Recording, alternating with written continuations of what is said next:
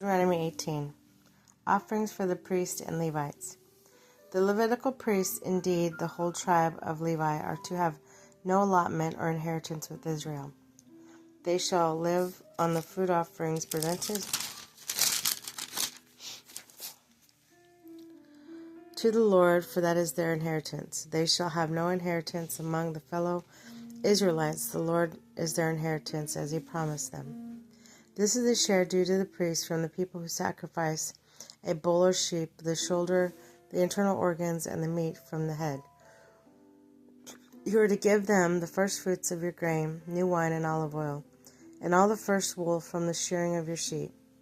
For the Lord your God has chosen them and their descendants out of all your tribes to stand and minister in the Lord's name always.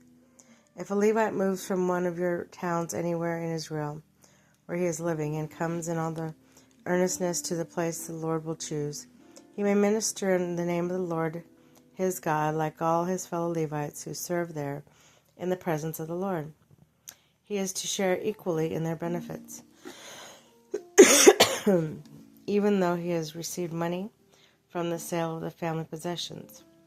Occult practices. When you enter the land the Lord has given you, do not learn to imitate the detestable ways of the nations there. Let no one be found among you who sacrifices their sons and daughters in the fire, who practices divination or sorcery, interprets omens, engages in witchcraft, or casts spells, or who is a medium or spiritist, or who consults the dead.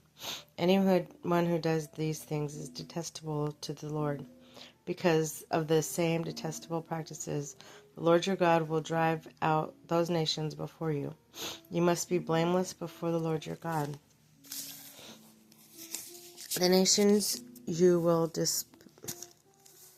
dispossess listen to those who practice sorcery or divination. But as for you, the Lord your God has not permitted you to do so.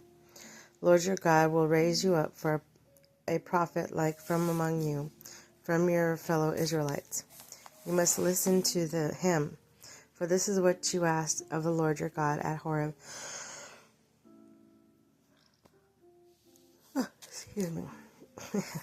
on the day of the assembly, when you said, "Let us not hear the voice of our Lord God, nor see this great fire any more, or we will die."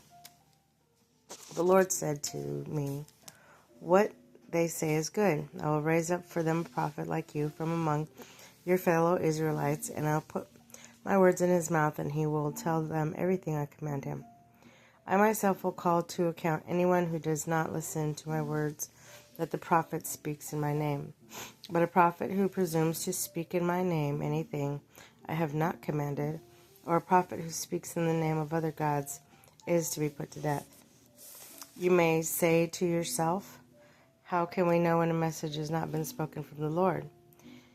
If what a prophet proclaims in the name of the Lord does not take place or come true, that is a message the Lord has not spoken.